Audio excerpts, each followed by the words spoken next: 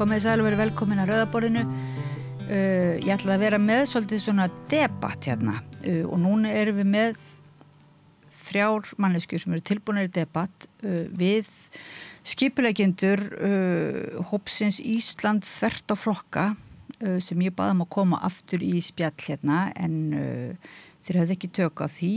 Svöruðu mér ekki en ég sem sagt, við ætlum bara samt að svara þeirra að fara yfir þessar kröfur sem eru settar fram fyrir ný mótmæli sem eru boðið núna, ekki morgunldur hinn. Til mín eru komnir góðir gestir. Það er Margrét Pétursdóttir, leiðsögumann, Alexandra Brím, borgarfulltrúi Pírata og Halldóra Jóhanna Hafsteins, stuðningsfulltrúi. Hjartans þakki fyrir að koma og bara taka slaginn, sem við vitum ekki alveg hvað slagur er, en við ætlum að reyna að vera dálítið málefnaleg hérna í þessu, í þessum svona, er þetta ekki einhvers konar svona gagnræða sem að við getum, Jú.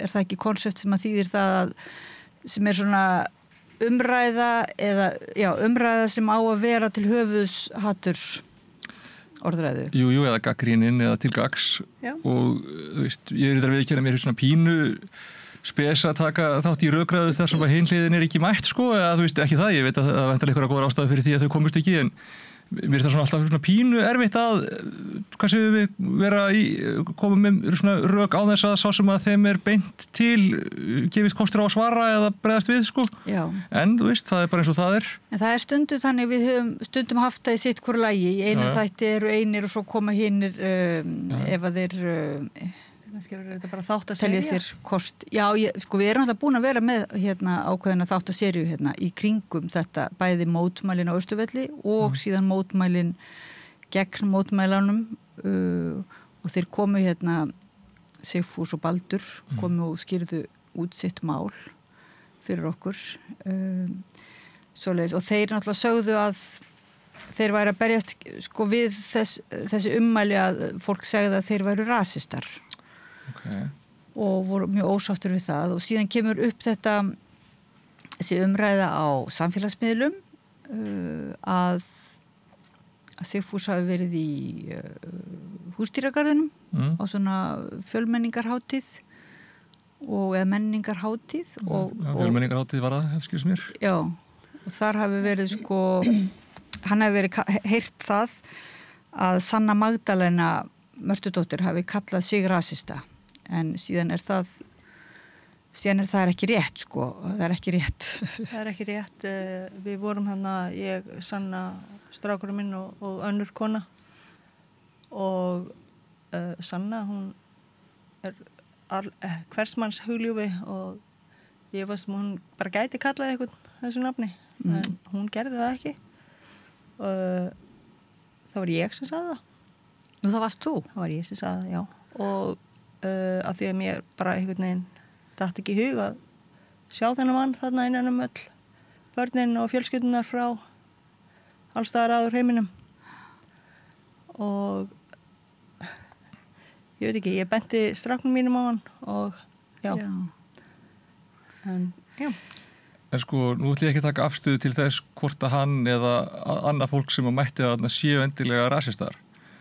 En mér finnst það mjög bara valid, bara mjög eðlileg spurning í þessu samhengi að ef að þú upplifir ekki að þú sért rasisti en þú ert með skoðanir og áherslur sem að líkjast svo mjög rasisma að þú lendir ítrekkað í þeim misskilningi að þú sért rasisti og þú upplifir að þú eyðir mjög miklu tíma í að útskýra að þú sért nú samt ekki rasisti og eyðir mjög miklu tíma í að greina í sundur nákvæmlega hvað þér finnst og nákvæmlega hvað er að vera rasisti og hvað mörkin liggja nákvæmlega og að tæknilega séð í öllum smátriðum þá sértu nú tæknilega séð ekki rasisti.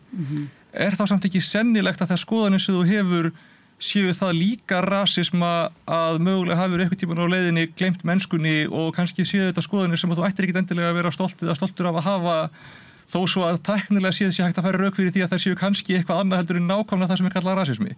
Og er þá ekki jafnvel líka eðlilegt að álit samfélagsins á þér sé svo líkt áliti samfélagsins á rasistum að það þurfa að fara í samskonar fingreiningu til að koma að staði í nákvæmlega hvar sá munur liggi. Já, og það ekki bara svona tiltölulega, eða þú veist. Og líka það, sko, verið að taka þetta orð rasisti og reyna að gera lítið úr því sem sagt og reyna að koma því út úr orðabókinni af því þeir eru viðkvæmir fyrir því, rasistarnir, að þessi nota. En þetta orð náttúrulega bara notað út allan heim og bara mjög valid orð og við bara höldum áfram að nota það yfir akkurat þetta sem Alexander búin að vera að segja. Þetta náttúrulega maður sem að skipulaði mótmæli og orðræðan fyrir þau mótmæli var alveg svakaleg. Það var bara verið að mælast til þess að fara nýr í bæ og lemja fólk af vissu þjóðarni. Það var, já, en ég spurði hann einmitt það og þá ekki það ég ætla að taka að mér að vera málsvari hans það má. En ég ætla að vísa bara í spjallið sem ég átti að þar einmitt var ég að spurja hann hvort það væri ekki svolítið skrítið að eða ábyrgðar hlutur að setja fram ákveðnar kröfur og pælingar í samhengi sko það í raunverulega í svona aðstæðum og samhengi sem að raunverulega espir upp ákveðina svona hattur og vísaði þá í þessi orð og þeir sögðu að þessum einstaklingum hefði verið umsvifalaust vísað út af þessum vettvangi sem hefði haft þessi og sem bara ekki ábyrgð á þessum orðurum ofbeldis hótun raunverulega. Það hefði verið gert áður en að þessi orð urðu opinber. Ég veit það ekki, en mér finnst sko ég alveg sammála ykkur, þetta náttúrulega svolítið kannski titlat og hvað rasismi og hvað ekki rasismi og við ætlum að fara kannski aðeins yfir þessar nýju kröfur sem eru settar fram fyrir næstu mótmæli og skoða þau í þessu ljósi, það ekki? Mér langar líka að segja eitt í sambandi við eins og hann í fjölskyldu og húsdýragarðinum þá segir hann að það hafi verið alveg hræðilegt ástand og það hefði bara verið hann að brún börn sem hefði bara vaðið yfir annað fólk og sýnt dónaskap og þetta hefði bara lýsir þessu raunverulega bara eins og einhverju, það hefði bara verið uppþótt hana og ég get ekki sagt að ég hafi orðið nokkuð staðar vör við það. Eini maðurinn sem ég sá öskra inn í garðinum var hann að öskra á barnabarnið sitt þegar ég sá hann.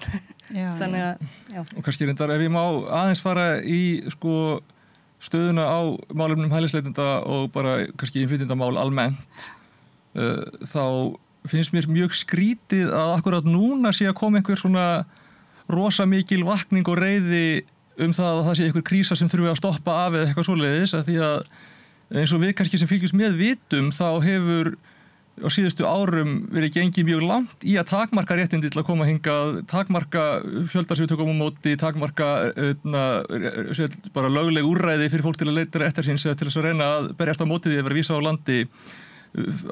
Þróunin hefur öll verið í þá leið að gera það erfiðar að koma hingað þannig að það er ekki eins og að það þurfi að bregðast við einhverju yfirvofandi opnun eða aukningu með einhverju viðbragði. Þvert á móti myndi ég segja að við höfum gengið of langt í því að takmarka réttindi og þú veist þó að og nú segi ég bara þú veist að orðræðan hefur verið mjög skrítin því að nú er ég fulltrúi vissuleyti Pírata sem flokks og við höfum gengið svona hvað lengst í því að vera bara fulltrúi þess að við eigum að virða mannréttindi og við eigum að vera land sem að styður fólk sem er í nauð og tekur á móti gestum vel og bara tekur á móti innflytjendum og hælisleitendum með ákveðnum hætti. En meira sé að við erum ekki að halda því fram að það er ekki að vera neins konar landamæri eða það er ekki að vera neins konar fjöldatakmarkanir eða það er ekkert að skoða þetta eða það sé alveg sama þó að fólk sé ofbeldismenn eða nauðgarar eða eitthvað svo, meiri sé að við sem göngum hvað lengst erum ekki á því að þetta er verið bara eitthvað svona alveg opið vilt og galið sko. Auðvitað á að vera, það er ákveðin fjöldi sem við getum með góðum móti tekið við hverju ári, við þurfum að passa innviðir séu í góðu lagi til að taka á móti þeim fjölda sem við ákveðum að taka á móti og við þurfum að passa að, ef fólk er að villa á sér heimildir eða er að fremja eitthvað glæpi þegar það er hérna og er í ferlið þá náttúrulega á það ekki, þá á það að geta útilokað frá því að fá jákvæða afgreiðslu alls konar svoleiðis, en við viljum ekki loka fólki inn í lokuðum búsetuúrræðum sem eru eins og hálfgerða fangabúðir meðan umsóknirnar eru í vinnslu og það er líka mjög mikilvægt að koma fram að þessar stóru kostnaðartölur sem urðu hérna til fyrir nokkrum árum þær voru ekki út af þessari hefðbundnu móttöku hælisleitenda eða umsóknum fólks á flótta. Þessi almennu tölur hafa verið freka stabílari gegnum árin. Það sem gerðist var að Ísland ákvað að bjóða sérstaklega hingað fólki frá Venezuela og fólki frá Úkraínu og veita þeim svona sérstaka vernd sem að gera það verkum að þau geta komið í töluvert stærri hópum og fá sjálfkrafa réttin til að vinna. Og svo gerðist það, hvort að man ekki alveg hvaða ár það var, fyrir nokkrum örfáum árum, að sérstaka verndin fyrir fólk frá Venesúela var afnumin.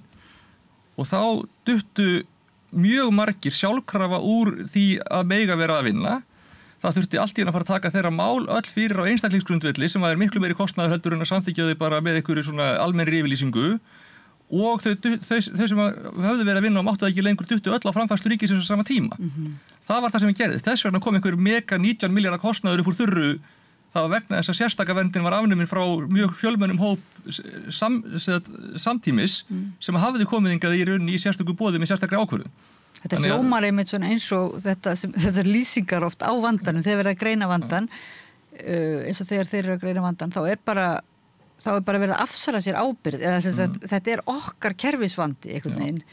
Það getur ekki verið vandi þessar örfáu sem að hér fá leita hælis og fá skjól. Nei, en kannski það líka bara skiljanlegt að mörgu leiti. Þú horfið og ert inn í þessu samfélagi og þú ert búin að horfa á það í áratugi hvað erfitt að breyta þessu. Það er ekki hægt að hækka skatta á þá ríkustu og fá meira inn í ríkissjóð til þess að lagfæra þessi málefni.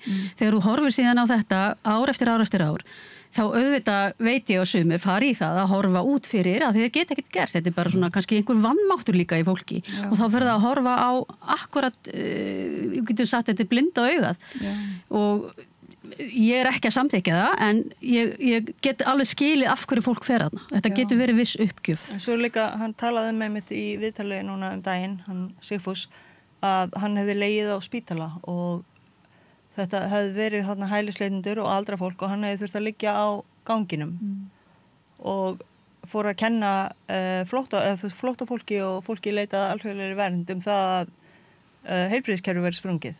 En það er náttúrulega alls ekki. Við höfum ekkert verið að byggja upp innviði og við erum að taka við 2 milljónum af túristum á ári. Þú getur ímyndað ykkur hvort að það hefur líka áhrif á heilbrigðiskerfið, en þessir örfáu hælisleitendur sem eru hérna eða flóttafólk, það er ekki að sliga. Fyrir þetta það svo eru spítala fullir af gamlu fólki sem komast ekki inn á hjúkrunarheimili.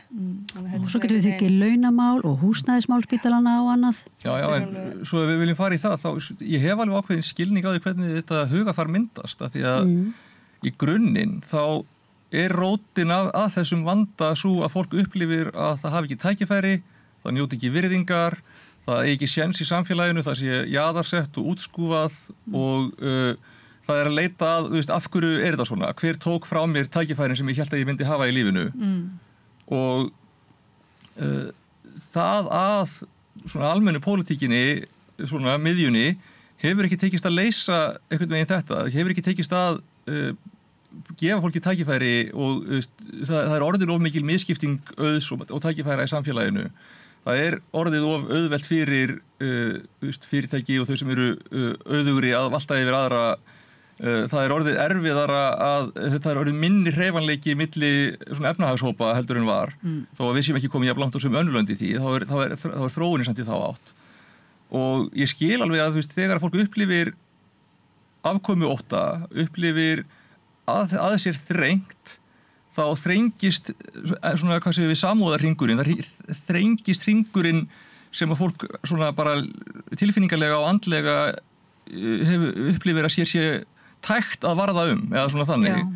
Og þú veist, það er í sjálfu sér bara tiltölulega útskýranleg sálfræði og við tökumst í rauninni ekki á endanum á við það með því að skamma þau fyrir að vera rasistar eða fyrir að vera fíbl eða hvað viljum segja. Við verðum að takast á við rót vandans sem er misskipting, sem er skortur á tækifærum, sem er jaðarsetning, sem er bara skortur á félagslegu stuðningsneti, skortur á tækifærum til bara félagslegra samveru með fólki. Þetta eru vandamálin sem að valda þessu. Vandamálið er ekki að hér sé fólk af annarri menningu eða öðruvís á litin eða öðrum trúarbrögðum eða öðrum tungumál, þó að það geti búið til hliðarvandamál eða verið hluti af því að kerfið sé kannski orðið sligað ef að það til dæmis ekki sett nógu mikið í heilbrigðiskerfið eða velferðarkerfið, þá getur það að verið hluti af ástæðu fyrir því að það sé undirmannað eða undir fjármagnað, en það ekki grundvallar orsökin. Grundvallar orsökin að við erum ekki að fjármagna þessa innviði nóg og við erum ekki búið til tækifæri og við erum ekki að jafna tækifæri sem fólk hefur aðgang að. Þetta svona eins og bara, þú lýsir þessu, þá þetta bara eins og einhver svona fullur kall einhver staðar sem sko, eða alveg einhver fársjúkur einstaklingur sem fársjúkur á einhverjum ástæðum en orðinn svo kannski taugaveiklaður að hann þolir ekki þegar eitthvað badd kemur og pirra hann með strái eða einhverju þá bregst hann illa við, sko, þú veist, þá það einmitt, það skiljanlegur pirringurinn, þú veist, að það hægt að sjá að þetta ákveðið kannski ef einhverju sjá brún börn vera með frekju yfirgangi í húsdýragarðinum, sko, eins og lýst eða bara raunverulega á spítölunum einhverju sem að því það mikið talað þetta að sko sérstaklega sjálfstæðis fólki núna þetta með allt í lagi, ég ekki rasist, það allt í lagi að fólk komi hérna svo fremur sem lagi sig að okkar gildum og okkar reglum sem að maður velta aðeins fyrir sig hvaða gildi eru það svona sem að já, þú veist, í samfélag þar sem að einmitt svo mikil misskipting þetta svona eins og einmitt hann sagði daginn að hann alltaf sko ekkert að hætta að borða svínakjöt af því að þú veist, þú breyta sér fyrir annað fólk en það náttúrulega enginn að biðja neitt um að hætta að borða svínakjöt þetta svo mikið bull sem í gangi og það náttúrulega upplýsingaóreiða líka eitt af þeim orsökunum líka bara upplýsingaóreiða svo náttúrulega líka bara að þú veist það hentar sér vel eða þú veist við erum náttúrulega með mikið að jaðarsettu fólki og mikla misskiptingu og það náttúrulega hentar stjórnvöldum betur að í staðan fyrir að taka því að reyna að þú veist benda þá á einhverja sökudólka. Ég meina það tókst í rauninni bara mjög vel ef ég lítið á það sem að hjá síðustu ríkisstjórn að framleiða vandamál til þess að beina svo athyglinni að í aðdraganda kosninga með því að afnema sérstöku verndina fyrir fólk frá Venesúela og þar með var komin hælisleitenda krísa sem að þeir gátu snúið umræðunni að og talað frekar heldur en annað sem var kannski djúpstæðar í vandamál sem að við höfum kannski átt að vera að ræða frekar í aðdraganda kosninga. En þetta varð aðalmálið út af því að það tókst að framleiða þarna ákveðna krísu með þessari aðgerð. Þetta náttúrulega rosalega óheiðalegt ef maður hugsa þetta gangast ekki, taka ekki ábyrgð á ástandinu eins og það og hversu illa komið fyrir og hvað hefur orðið hröð misskipting á þessu landi og finna þá þennan blóra böggul, þetta eitthvað svo hræðilega. En sko stjórnmálamenn og valdið og fjölmiðlar líka, þeir eru ekkert að aðstoða við það að taka og greiða úr þessari flækju og upplýsingaóreiðu. Því miður, þeir eiginlega bara bæta í bálið oft á tíðum. Eins og það er til dæmis talað að þessar hælisleitendur fái bara allt upp í hendurnar og bara endalausar læknaheimsóknir og allt svoleiðis. En ég meina þú ferð ekki til tannlæknis nema til að láta rífa úr þig tönn og þú verður að tilkynna þig oft og þú þarft að búa í húsnæði kannski með fullt öðru fólki sem þú þekkir ekki neitt, komin úr mismunandi aðstæðum til þess að fá lága dagpeninga. Já, þetta það skiptir engu máli hvað fjölskyldaðin stór, þú fær 28.000 krónur í dagpeninga eða þú veist á viku í mat, nema að það sé matur á staðnum sem þú ert, þá færði ekki neitt og svo eftir 28 daga færið framfærslufé sem eru 2.700 krónur á viku fyrir fullorðna og 1.000 krónur á viku fyrir hvert barn, óháð fjölskyldustærð og ég get ekki séð hvernig nokkur manneskja á að geta framfært sig á þessu og svo þetta líka þannig að ef þú færið samþykkta vernd þá hefur sko 4 vikur til þess að ef þú farið vinnu þá hefur sko 4 vikur og þá færið ekki lengur aðstoð frá ríkinu þá þarf það að geta byrjað að borga fyrir því húsnæði og mat og það er enginn að fara að vinna í mánuð og alltaf svo allt í einu að fara að borga fyrir húsnæði og mat þannig að meirihluti af þessu fólki fer bara á framfærslu í sveitarfélögunum þannig að þetta er svona einhvern veginn allar þessar sögur það að þetta fólk fái bara allt upp í hendurnar og fría bíla og allt svona, ég bara skil ekki akkur þetta ekki leiðrétt af stjórnvöldum eða bara þeim sem vita þetta er rosalegt. Maður reynir að tala þetta, en ég er samt ekki ég er ekki sérfræðingur í þessum málum, ég er svona aðeins að kynna mér þetta bara og eitthvað, en það er rosalega mikil upplýsingaóreiða og bara rangu upplýsingar í gangi út í samfélaginu en ef við kannski snúum okkur aðeins að listanum, sko ég ætlaði að segja þetta eitt að því við erum að tala að það er eitt sem að þessi hópur eða þessir allavega fulltrúar Sigfús og Baldur komu að þá vildu þeir meina að við erum ekki að kenna hælisleitendum beinlínis við erum að raunverulega skora á stjórnvöld að bæta úr sko. Þannig að þú veist, það er alltaf eins og þið segið, það er raunverulega sko, það er svona eins og þetta við séum fyrir rétti og lögfræðilega séð nei, við erum ekki rasistar, við erum ekki að kenna En samt er fyrsta greinin að þar byrjar að hælisleitendur séu vistaðir. Jú, en þetta er raunverulega krafa til stjórnvalda en enga síður það kann ekki vera að enga síður verið að segja að þarna sé allavega vandinn það séu hælislega. Þannig að það er samstöðufundur 14. júní klukkan 14 á Austurvelli sem er boðaður af þessu Ísland þvert á flokka með íslenska fánanum svona í hjarta vegna stefnu stjórnvalda í málefnum hælisleitanda boðar hópurinn Ísland þvert á flokka til samstöðufundur á Austurvelli og þetta eru þá 6 kröfur og fyrsta krafan er að hælisleitendur verði vistaðir í lokuðu úrræði eða sendir úr landi á meðan á bakgrunns rannsóknstendur og þeir sem koma án skilríkja verði vísað til baka. Sko, ég ætla bara fyrst að segja að allar þessar kröfur eru byggðar á ákveðinni svona sjálfsmiðaðar í forgangsröðum þar sem að fólk sem er ekki hluti af þeirra menningarbakurinni og þjóðerni er sett skörlægra og fær ekki að njóta af avans og þetta eru afmennskandi kröfur og þetta eru kröfur sem að búa til líka mikinn kostnað og það er líka oft þannig að fólk sem er hælisleitendur er ekki í þeirri stöðu að geta haft pappíra. Það getur verið flóttamenn frá ríkisstjórninni sinni, það getur verið hafi verið fangelsað fyrir rangar sakir, það er mjög erfitt fyrir okkur. Jafnvel aldrei fengi pappíra frá sínu í landi. Sko. Þannig að það að gera einhverja slíka kröfu og segja bara kom ekki til greina, þá er í raunin að segja að sko, stór hluti af því sem er tilgangur hælisumsókna sé bara fyrirfram gefið út úr myndinni sem að, er fáránlegt. En þess utan sko, þá gengur þetta líka út af það að einhvern veginn komið vekk fyrir að fólk geti einhvern veginn kynst samfélaginu, lært tungumálið, eignast vini. Þetta er allt kröfur sem er hugsað til þess að gera það erfiðara fyrir fólk að einhvern veginn skapa sér stöðu eða eiga betri möguleika á að fá að vera hérna. Af því að klárlega þá er krafan að færra fólk komi hingað. Það er inntakið í því að hverju að leggja þetta fram. Afturköllun dvalarleyfa eða ríkisborgararétt við alvarlegt brot og fyrir að gefa rangar eða falsaðar upplýsingar.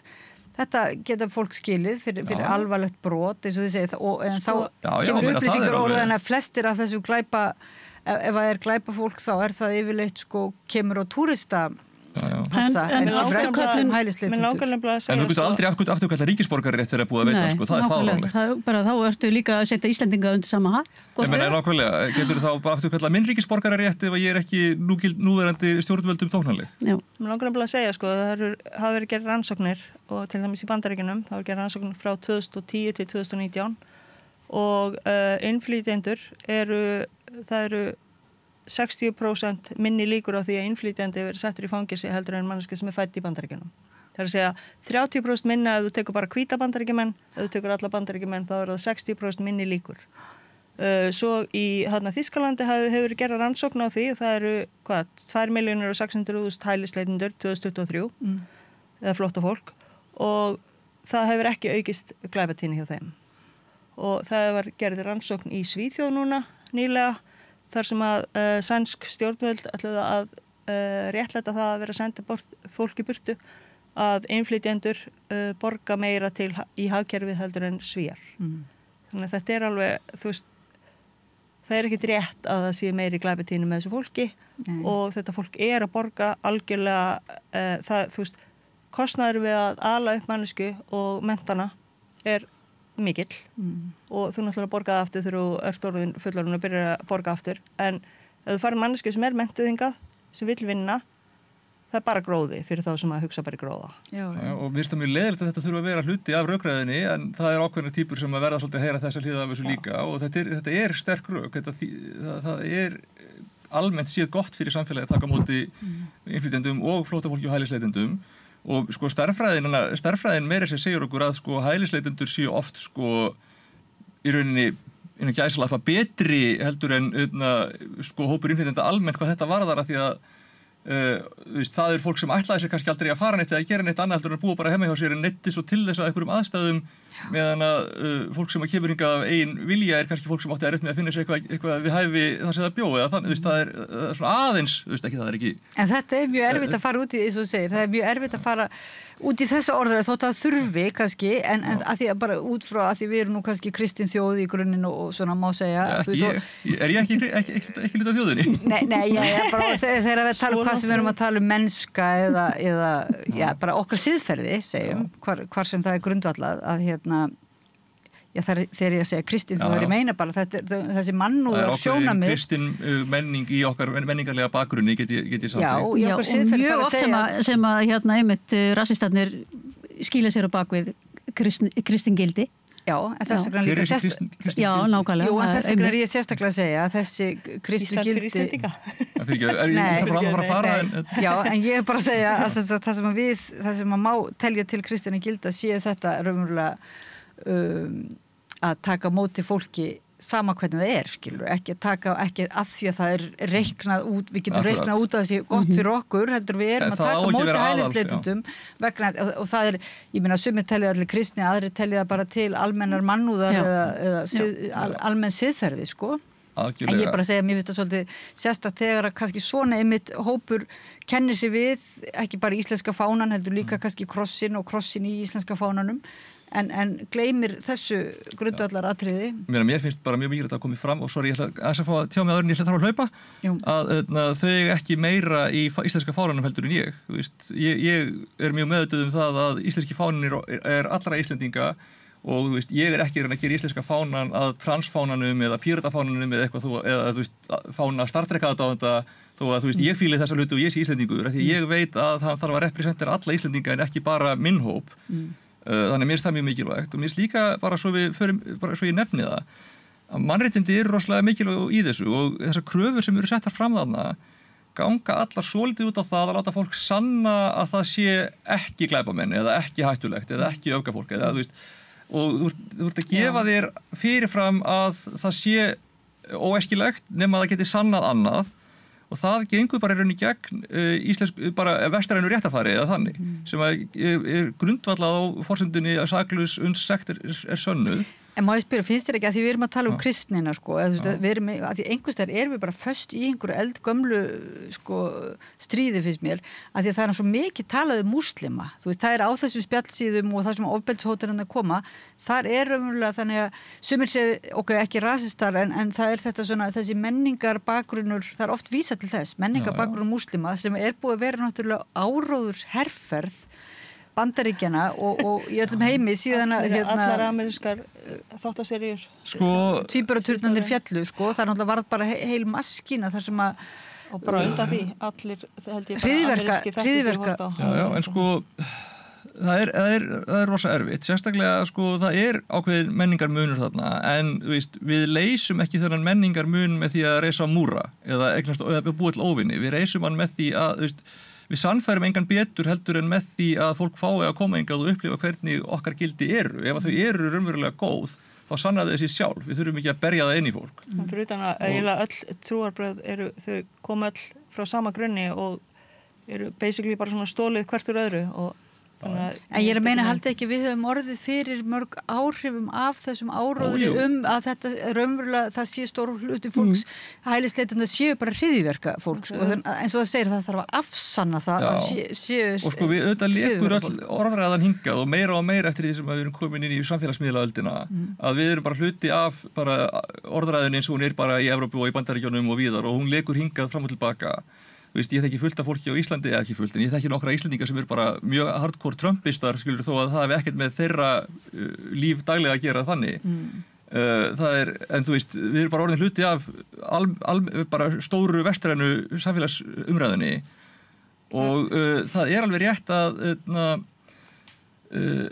stóru átökin standa núna eins og þú segir, múslima og íslam og það en það er samt þannig að við getum aldrei leyft okkur að dæma hópa fyrirfram byggt á bara þeirra menningu eða uppruna vegna þess að einhverjir aðrir sem deila þeirri menningu eða þeim uppruna hafa gert eitthvað sem er rangt við getum aldrei látið fólk þurfa að svara fyrir gjörðir annara Fólk þarf alltaf að fá að vera dæmt. Ég veit það sko, ég veit að þú ert ekki að því.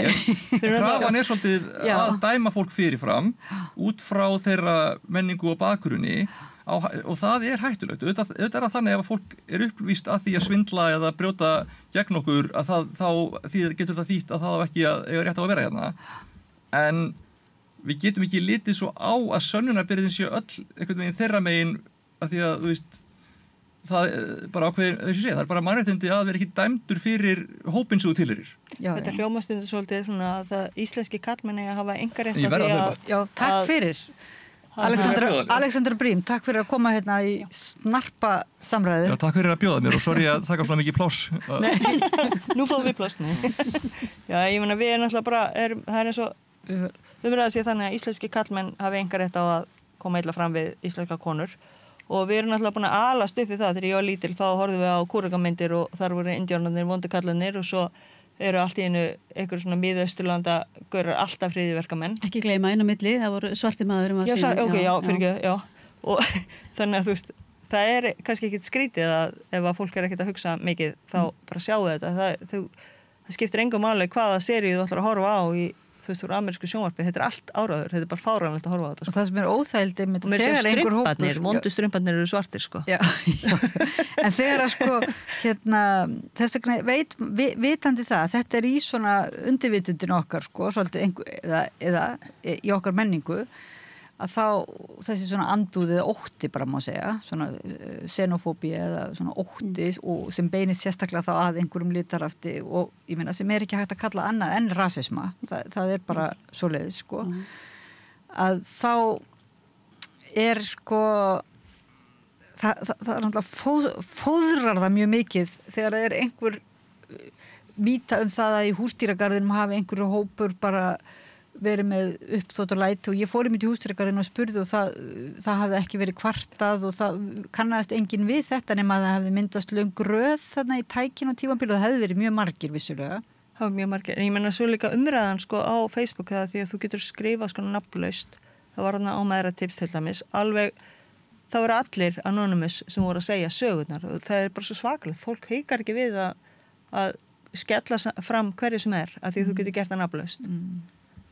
En segjum sem svo að það sé, þú verður fyrir því að vera með barnið þitt í húsdýragarðinum og að sé einhver hópur af, ég veit ekki, hælisleitenda hópur af erlendum uppruna og sem að bara tróðist framfyrir og kunni sér ekkert, ég meina, annaðins kemur nú fyrir börn, sko, bara öll börn, en bara kunni ekki kannski reglurnar og svona. Ég meina þau eru að læra samskipti. Og jáfnvel að foreldrarnir séu líka með frekju og svoleiðis. Þú veist, hvernig má ekki segja, sko, þetta verður rosalega erfitt. Maður hefur heyrt það að fólk að segja bara í skólum til dæmis þar sem komið vandamál. Já, maður getur ekki eins og talað þetta, þá maður að kalla rasisti. Þú veist, hvernig eigum við að höndla þetta? Þú veist, ekki hægt að segja bara, þú veist, ekki hægt að fara þá og tökum við ekki ábyrgðið því og eiga allir einhverjir í húsdýragarðinum eða í skólunum ekki að geta tækla þetta, þú veist, ef þú ert með ofbeldi sama ábrunaði hvernig þú ert. Hvaðan þú ert, það bara, þau eru að læra samskipti og ég náttúrulega að vinna í skóla, þannig að þú veist, ég get alveg bara sagt það ekkert, engin munur á hvernig börn hafa sér, þú veist, hver upprunnin, sko, krakkar bara eru krakkar og þú veist, það engin krakki fæddur vondur, þau bara ekki búin að læra alveg samskipti. Þú ert bara í rauninu að díla við þess að stimpla, sko. Já. Og líka þarna mér langar að koma inn á til dæmis eins og með, nú eru komin að fréttir það að meir hlutin af föngum á Íslandi séu útlendingar og þetta sé alveg svakalegt. En málið að ég hlustaði á viðtal í gær við Guðmund Inga og í afstöðu og hann kom með góðan punkt að það ekki boði, það bara í boði fyrir Íslendinga að taka vægari dóma út í samfélagsþjónustu. Því það að þú ert ekki Íslendingur þá ertu settur inn og þetta náttúrulega mjög dýrt úrræði og svo náttúrulega fólk sem á að vísulandi, það líka lokað inni. Þannig að tölurnar eru svolítið skektar og hvað að meira segja? Já, þess vegna finnst mann þessi krafa hérna að hælisleitendur verði vistaðir í lokuðu úrræði. Þetta bara hræðilegt. Tímaskekkja einhvern veginn. Já. Eins og að því það eru raunverulega allir eða svo margir sem þekkja til að segja að þetta eigi mitt ekki að vera í þessu lokað úrræði? Já, Fyrir utan það eru svo fáir að koma núna, hvað ég skil þetta ekki alveg, Nei, sko. og þá má líka spyrja þetta fólk sem að horfa í peningin, hvað þið allt kostar. Þetta myndi nú aldeilis kosta eitthvað. Kostar rosalega mikið. Já. Þannig að þetta umverulega bara þessi orðræða til þess að segja við viljum halda þessu frá okkur, þessu sem við erum búin að ákveða séu hælisleitendur, séu glæpamenn. Þetta hljómar svolítið þannig. Svo kemur 3 afnám fjölskyldusameiningar í núverandi mynd. Bara hrylling. Það er bara alveg heilmikla reglur fjölskyldusameiningu og hún er nú ekkert auðveld. Já, ef þú færð dvalarleyfi af mannúðarástæðum, þá getur ekki sótt fjölskyldusameiningu. Ef þú færð, fyrst kemur inn sko, sem umsækjandi alþjóðlega vernd og ef þú færð umsóknina samþykta þá þarf það að vera í 2 ár áður en þú biður fjölskyldusameiningu. Þannig að þetta er ekkert eins og það séu þú sért að taka alla fjölskylduna hingað. Og þarna einmitt í þessum hóp Ísland þvert á flokka þegar að komu frábæra fréttir daginn, að komu börn frá Palestínu, frá Gaza og þá einmitt var umræða þar að hvenær á að stoppa þetta er náttúrulega hræðilegt. Þannig að mér finnst þetta bara svo mikil mannvonska. Ég bara skil engan veginn svona mannvonsku, þú veist. En þetta greinilega þannig að ef maður horfir á tölurnar og staðreyndirnar, hvort sem það í einmitt varandi fangilsi, varandi bara stöðumála, þá hljóma þessar kröfur og þessi umræða á þess sem maður heyrir af þessum lokaða hópi hljóma algjörlega skjön við allar staðreyndir. Hljóma eins og það sé ekki búið að ná sér í nýjustu upplýsingar. Heldur sé ennþá verið bara með gömlu kreditnar og setja þær fram. Það hljómar þannig. Núna komið einmitt fréttir það að meirihlutin af atvinnulausum séu útlendingar og þá koma svona sögur, já þetta hælisleitendur, en nei, hælisleitendur eru ekki á atvinnuleysbótum. Þú ferð ekki á atvinnuleysbætur fyrir að þú er búin að vinna í vissan tíma og borga í atvinnutryggingasjóð og þá ertu náttúrulega komið með réttindi og í fréttinni kemur fram að meirihlutin af þessu séu fólk til dæmis frá Póllandi og þá þetta fólk sem að koma hérna til dæmis kannski að vinna í starfsmannalegum eða í byggingarreiðinaðnum og missir vinnuna og það náttúrulega ekkert grín stundum að fá vinnu á Íslandi. Þú þarft ofta að nota klíkuskap og tengsl og þú þarft að vita hvernig kerfið virkar en þú ert ekki með neitt svona ef þú kemur hérna, þú veist, erlendis frá. Þú ert ekki með fjölskyldu, bakland, klíkuskap. Það er bara mjög eðlilegt að það sé erfiðara fyrir þig að finna vinnu. En Halldóra, nú ert þú sko með bleikt hár og í ból með anarkistamerkinu í translitunum og palestínuglút. Sko, hvernig heldur sko, núna ætlum við bara verið að handtaka fólk í Los Angeles fyrir að vera, og sérstaklega ef að fólk svona, útilítandi. Já, skilgreint sem hatursáróður. Hver er eiginlega staða þeirra sem eru á móti, skiljið, þetta er verið að búa til samstöðufundar og mótmæla raunverulega gegn raunverulega stefnu stjórnvalda og gegn hælisleitendum. Þetta er rosalega mikill ótti þegar það líka bara verið að sýna fordæmi að þeir sem eru þá mótmæla og setja sig kannski klút séu þá bara líka komnir í lið með glæpa. Sko þetta er svona fólk sem er svona mikið á móti öðru fólki. Það tekkar í mörg box. Mjög stór hluti af þessu er líka transfób og bara einhvern veginn er á móti öllum sem er ekki akkurat í fína, flotta, hvíta boxinu sínu. Kökumótinu. Já. Rétt á kökumótinu. Já. Þannig að þetta er bara, það er alveg ótrúlegt. Þetta er ekkert sko, svo stór hópur en hann svona einhvern veginn tegir sig í akkurat alla jaðsetta hópa. Og það er náttúrulega bara hræðilegt og ég sem einhver transmanniska skil ekkert akkur að fólk hugsa svona. Nei. En ég er kannski bara fegin held ég að skilja það ekki. En verðum við ekki samt einmitt að reyna eins og við erum að reyna að skilja það til þess að átt okkur á því svo sem. Við allavega verðum að reyna að koma með eitthvað staðreyndir. Ég ger mér alveg fulla grein fyrir því að maðurinn sem stofnaði flokkinn, eða þú veist hópinn Ísland þvert á flokka, hann á ekki eftir að hlusta á það sem við erum að segja. En mér finnst mjög mikilvægt að annað fólk sem að kannski veitir ekki og er að hlusta, kannski kynni sér málum betur. Af því ef það heyrist bara rödd þeirra sem eru að hata annað fólk og telja það ekki hafa sömu mannréttindi og allir eiga að hafa, þá náttúrulega endanum, það hefur verið alveg sýnt fram að þú heyrir hlutin nógu oft, þá fer hann að síast einn. Já. Þannig að það verður að koma með mótrök. Náttúrulega kennsla að kenna fólki, ég meina til dæmis atriði númer 5 að láta fólk bíða í, hvað stendur, 5 ár? Að stuðningur við fólk í neyð sé veittur heima fyrir þar sem hjálpi nýtist fleirum og betur.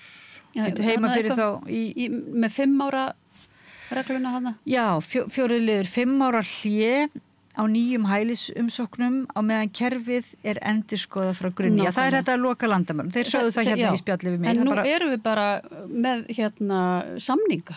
Við erum bara hluti af heiminum, sko. Og við höfum gert samninga um það að við tökum hérna inn fólk og við erum ekki að taka marga inn miðað við það sem við ættum að vera að gera. Nei. Við erum í algjöru lágmarki. Og þá verður við þessi 5 ára regla, sko, fyrst verða þeir þá að fara í þessa alþjóðasamninga.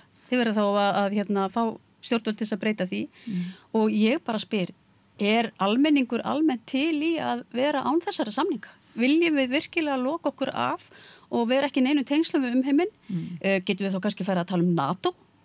Eigum við eitthvað að vera þar inni? Ef við förum aðeins í hann til dæmis tölur, þá núna á þessu ári hafa komið 399 manns manneskjur og sóttum vernd. Þar er 220 frá Úkraínu, 55 frá Venezuela, 25 frá Palestínu, 17 frá Nígeríu, 14 frá Kólumbíu og það hafa verið 90 synjanir og 58 veitingar á vernd. Þannig ég held að við þurfum ekki að hafa rosalega miklar áhyggjur. Þetta er ekki allt þetta flóða fólki.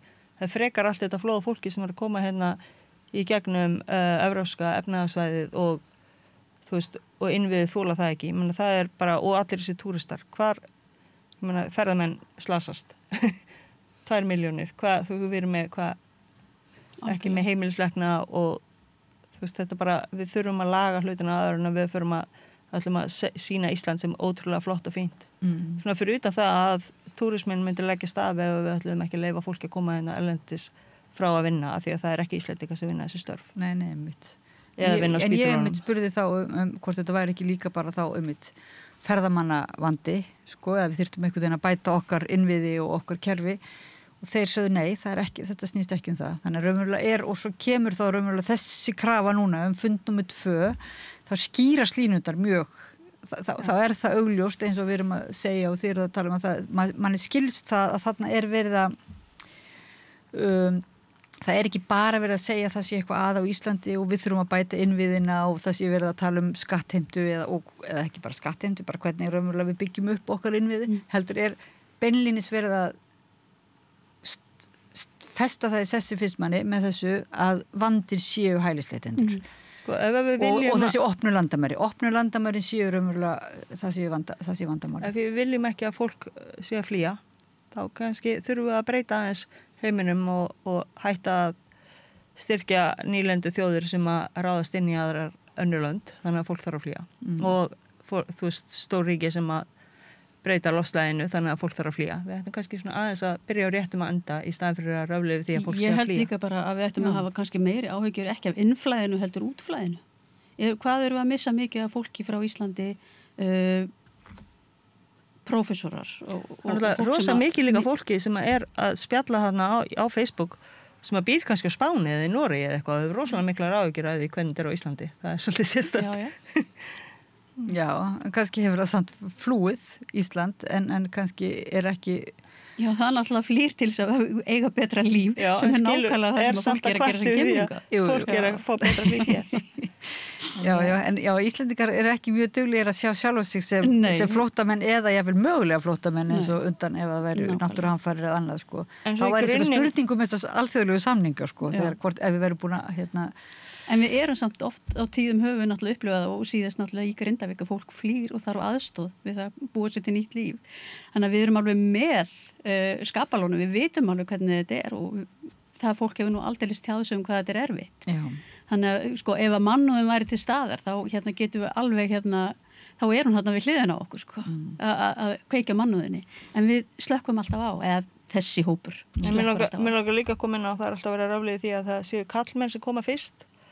En ekki konurnar og skilja konurnar og börnin eftir en þetta er náttúrulega svakaleg ferðalög sem maður þarf að fara í og það er bara mjög eðlilegt að maðurinn komi og leitið að betra lífi og sendi svo eftir fjölskyldunum sinni í staðan fyrir að leggja barnið sitt, skilur, og konunni í stór hættu. Og þetta er það sem við erum að upplega með farandverkamenn. Ég meina, þetta er það yfirleitt kallmenninir sem að koma En í grunninn er það náttúrulega bara það að það á ekki að skipta máli hvar þú fæðist á þessari jörð. Þá heldur ekki að skipta máli hvernig húðin er á litin. Eina ástæðan fyrir því að húðin er ekki eins og litin alls staðar er mismunandi loftslag og þróun vegna hita og sólar og svona. Þetta er bara svo argasta vitleysa að fólk sé eitthvað meira virði sem að fæðist á einhverjum vissu stöðum. Greta Thunberg sagði í viðtali þegar hún kom úr sinni frábæru viðtali. Já, að þá var skýringin á framgangi Ísraels manna og stjórnar svona bara, hún sagði að það er einfallega rasismi. Já, og ég einmitt setti fram á vegginn hjá mér á Facebook spurningu til Kristrúnar sem helstu valdamannesku þessara þjóðar. Ertu rasisti? Því það virðist bara vera þetta að sitja svona á höndum sér, gera ekkert annað en að blaðra í rauninni og komið fallið orð. Þetta er ekkert annað en bara, ég get ekki túlkað öðru í sig. Sko, einhverju leyti finnst manni vera ekki okkur til framdráttar í þessari stöðu ef að við ætlum að kalla fólk rasista og fara að kalla hvort annað rasista og hryðjuverka fólk og glæpamán og svona. En á hinn bóginn, eins og þið segið, þá er þetta raunverulega tæknileg skilgreining og tæknilegt orð sem að er ekki hægt að skauta framhjá þegar aðgerðirnar og orðin eru á ákveðnum tagi. Þannig að orðið rasisti þýðir bara það að þér finnst eitt race, slettuna, betra heldur. Kynþáttur, þetta er kynþáttahyggja. En ég menna þetta er heldur ekki bara kynþáttu. Rasismi fer líka út á til dæmis menningu og trú. Þetta er ekki bara klift og skóri með húðlit. En við verðum að berjast áfram gegn þessu og þið ætlaði að gera það, er það ekki? Þið eru svona, þið ætlaði ekki alveg að sitja hjá. Nei, það er ekki hægt. Og hvað hugsið ykkur að gera? Hvað er hægt að gera? Já, stundum er maður fyllismaður vanmætti, en maður gerir það litla sem maður getur til dæmis að mæta á ígöngur með Ísland-Palestínu félaginu, maður hefur svona verið að mæta þar. Maður lætur heyri í sér opinberlega þegar maður getur. Mætir í viðtöl. Já, takk. Það er alltaf eitthvað hægt að gera. Spreyjar, nei. Já. Skrif undir lista með fólki og annað. Þetta er bara svo, maður er svo vanmáttugur einhvern veginn, þetta er svo vont. Já, það er mjög vont. Og það er svo furðulegt að bara fréttamiðlar, RÚV, hvernig þetta einhvern veginn það dóu bara börn í Palestínu. Dóu bara allt í einu. Þetta er svo rosalega skrítið að bara hugsandi fólk geti komið svona fram. Og þetta er svo magna, sko, nú vitum við að almenningur í heiminum er allur á einn veg að reyna að styðja Palestínu, vill ekki þjóðamorð og það fer út á göturnar og það mótmælir en það virðist ekki skipta neinu máli. Við höfum ekki röddin, hún fær ekki að heyrast og þeir sem eru með völdin, þeir neita að hlusta. Þeir gjörsamlega neita að hlusta og líka hérna á Íslandi. Svo þessu mér samt að það hafi áhrif. En það hafi einhver áhrif, sko, en það eru nokkri sigrar sem það er spurning hvort að áhrifin koma á seint. Já, hversu margir deyja með það? Þessi litlu sigrar. Þetta er svo bara svo svakalegt. Já, það er þetta svo. Það er ekki eins og, þú veist, við vitum ekki hvað er að gera, sko, það er ekki að segja það. En ég held að kannski saman fólki og finnur til vanmáttar gagvart aðgerðaleysi í gagvart þjóðamorðinu. Finnur líka til ákveðum svona, ég upplifði það þegar ég var að spyrja fólk eftir þarna mótmælin á Austurvelli, þessa hóp sem heitir Ísland þvert á flokka. Það voru margir í bara hálfgerðu sjokki, hvað hefði verið margir og hvað hefði verið góð stemning á Austurvelli og kannski hvað margir voru safnast saman sem voru einmitt ekki, hefði alls ekki geta kallað sér rasista, bara voru þarna, sko fannst bara þetta voru svo svona heilbrigðar, eðlilegar kröfur. Þar einhvern veginn fannst mér margir sem að hafa verið að reyna rétta af orðræðin og benda á staðreyndir, segja, heyrðu býtu, þetta er bara fundið til ákveðin svona vonleysis. Sko, við erum með lög gegn hatursorðræði, en þau eru alveg algjörlega máttlaus. Ég hef alveg tekið saman hatursorðræði og sent til lögreglu og ég fekk tilbaka svar, hvar sér þú hatur í þessu? Þetta er bara, og mér finnst bara að orðræðan sem er viðhöfð þarna á þessum mótmælum, þetta hatursorðræða og mér finnst einhvern veginn hún eigi ekki að, þú getur ekki haft rétt á því að tala gegn því að annar fólk fá bara að vera til tilveru. Þú getur ekki haft skoðun á tilveru annara. Þú ert að meina raunverulega ákveðin hatursorðræða sem þú segir, orðin eiginlega það normaliseruð að hún ekki einu sinni skilgreint sem hatursorðræða. Já, þetta bara, og eftir því sem þetta fær að heyrast meira, ég meina þetta byrjaði ekki, en ég meina Bjarni Ben, elskan, hann kom nú alveg góðu að stað með því að segja, með tala tjaldbúðirnar hérna á Austurvelli að vera bara, hvað sann, hræðilegar eða ógeðslegar eða eitthvað.